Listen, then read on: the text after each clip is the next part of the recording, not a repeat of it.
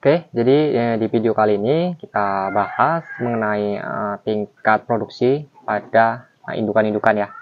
Kita harus manfaatkan indukan-indukan yang lagi produktif. Saya sering sampaikan dalam setiap video-video sebelumnya. Kenapa?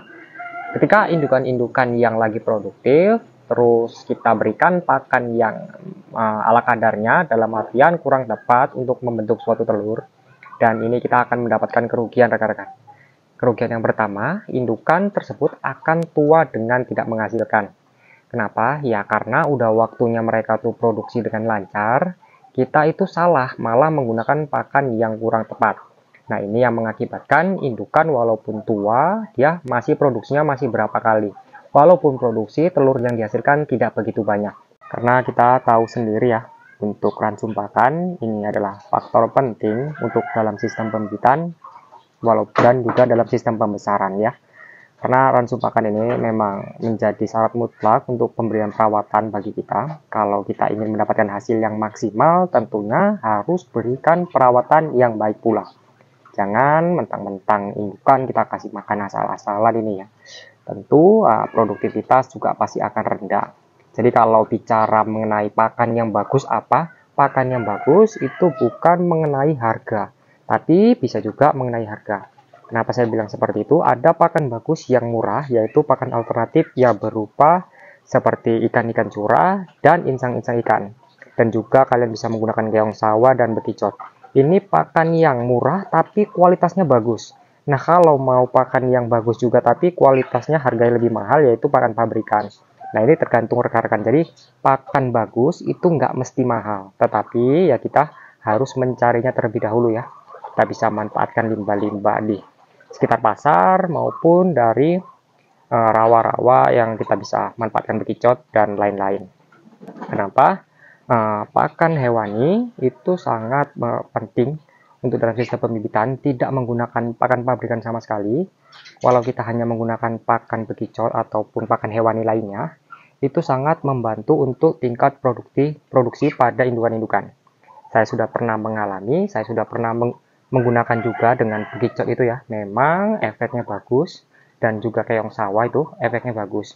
Saya sudah mencoba, cuman karena di sini lokasinya jauh dari persawahan, kita men-stop untuk pakan itu karena sedikit kesulitan untuk mencarinya ya. Jadi rekan-rekan kalau misal lokasinya itu ya di dekat persawahan atau rawa-rawa, bisa itu dimanfaatkan untuk bahan-bahan tersebut. Tentu ya saya bilang tadi, pakan bagus tidak mesti mahal, tetapi kita harus sedikit lebih telaten lagi untuk mencarinya. Jadi kalau bilang pakan bagus tuh mahal bang, enggak juga. Jadi pakan bagus itu ya banyak, tapi ya memang benar-benar yang berkualitas ya. Jangan cuman menggunakan eceng gondok, terus dedak, ini akal-akalan menurut saya. Kalau dalam sistem pembibitan itu menurut saya nggak tepat, sama sekali nggak tepat. Karena produksinya juga pasti akan macet-macet. Saya sudah pastikan ya. Dan juga masalah tingkat pemilihan indukan. Jadi rekan-rekan ketika ingin membeli indukan dari luar, saya sarankan untuk karantina terlebih dahulu dan juga memilih indukan yang lagi usia produktif. Dalam artian, indukan usia produktif nggak harus indukan muda, minimal bulunya itu bersih ya. Karena kenapa? Ketika bulunya itu kusam, kita beli dari kandang luar, ketika kita masukkan di kandang kita, pastinya tentu akan mengalami masa stres. Nah, ketika masa stres tersebut tiba, dan itu akan cepat ganti bulunya rekan-rekan. Kalau nggak percaya, nanti rekan-rekan coba. Kalau kita beli indukan dari luar, terus kita nanti di kandang kita itu banyak tempat pemandian atau kolam, nah mereka itu pasti cepat sekali ganti bulunya. Walaupun kita baru beli indukan, walaupun indukannya itu mudah, bahkan indukan diri sekalipun masih siapan, itu mampu ganti bulu rekan-rekan. Itu namanya untuk keterkejutan lokasi ya, biasanya itu masa stres. Itu wajar kalau dalam seperti itu, saya juga sering alami. Nah ini juga ya, hasil telur yang kami dapatkan dalam 2 hari. Nih dalam 2 hari rekan-rekan. Nih kita juga mulai belum lama ini, kita masih dalam sekitar sebulanan nih, kita masih mulai dalam indukan. Dan alhamdulillah produksi juga udah mulai meningkat dan mesin tetas kami sudah mulai terisi ya nih, 1 box. Itu kapasitas 300 butir udah mulai penuh dan yang 2 itu masih kosong. Nanti kita proses lah pelan-pelan, nanti kita mulai isi lagi mesin tetas kita dengan telur-telur. Nah ini ya, telur yang kita hasilkan. Sering saya jelaskan dalam setiap video, bukannya saya mengarang, pakan yang saya gunakan tidak pernah kosong dalam tempat pakan. Ini 24 jam seperti ini rekan-rekan. Nah, itu bisa rekan-rekan lihat indukannya pada di luar ini. Ya, nggak peduli ada ransum pakan di sini.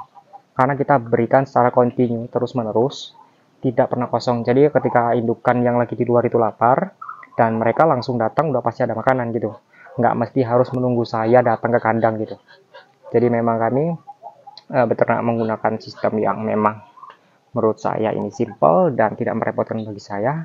Sehari tidak ke kandang juga nggak masalah, yang penting ransum pakan diberi full dan tempat pemandian kita ganti terus. Nah, jadi kita nggak mikir ya untuk namanya lagi di luar kita mikir ngasih makan, nggak perlu. Jadi kita kasih pakan tuh sehari sekali aja rekan-rekan.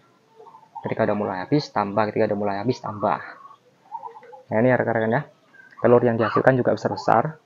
Ini kurang lebih ada sekitar 40 butiran ataupun 37-an gitu lah, kurang lebih 40 butir lah.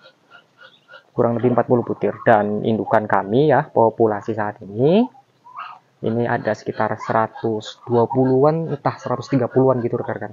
Kurang lebih 120-an ekor lah. Ini ya, indukan kami di lahan umbaran. Dan ini adalah indukan-indukan baru semua. Karena kita kemarin kan rekan-rekan tahu sendiri kita lagi mengalami masa terpuruk ya, yaitu mengalami virus MB, jadi bablas satu kandang habis. Jadi kita nih baru mulai lagi untuk masukkan indukan, ini udah sebulanan ini rekan-rekan, dan sudah mulai banyak juga yang produksi. Dan ini kapasitas 300 juga udah mulai penuh, dan ini juga 40 butiran. Ini nanti belum kita masukkan, kita nunggu 2 hari lagi, tunggu udah sekitar 50-60 butir baru kita masukkan ke dalam mesin rekan-rekan. Dan untuk di mesin di petarangan juga ya, kita kosong. Ini baru satu indukan nih yang kita uji cobakan dalam sistem pengeraman nih. Biar apa? Ini karena untuk pancingan rekan-rekan. Untuk pancingan indukan-indukan yang baru ini mau bertelur di area petarangan. Karena biasanya indukan-indukan baru nih kalau masih bertelur itu masih sembarangan rekan, masih di luar.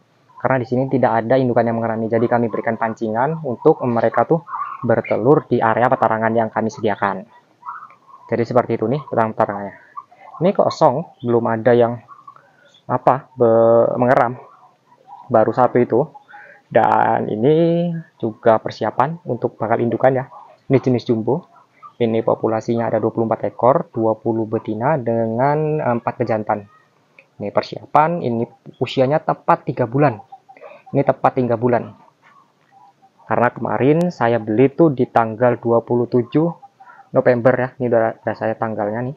27 November, sekarang di tanggal berapa nih, tanggal 28 atau berapa lah, lebih tepatnya pas usia 3 bulan. Ini ya kandang kami, kandang yang sempat vakum dalam beberapa bulan akhirnya bisa aktif kembali ya. Ini berkat rekan-rekan juga nih. Jadi kuncinya itu tadi ya, berikan perawatan yang terbaik, ransum pakan yang paling penting itu adalah mutlak untuk dalam sistem pembibitan ya, maupun dalam sistem peternakan ayam kampung petelur, ayam layer petelur, dan juga pembibitan entok maupun bebek. Nah, tentunya pasti mereka tuh berlomba-lomba untuk memberikan pakan yang bagus, untuk produksi yang lebih bagus juga. Karena kalau kita memberikan pakan yang kurang tepat, hasilnya nanti indukan ini bertelur, cuma nanti bertelurnya kurang maksimal dan produksinya itu tidak terlalu banyak. Dan kita nanti akan mengalami masa kerugian ya, yang namanya tidak menutup antara pengeluaran dan maksud saya pemasukan dan pengeluaran yang kita dapatkan nanti. Jadi mungkin begitu saja nih rekan-rekan ya, video singkat yang dapat saya berikan.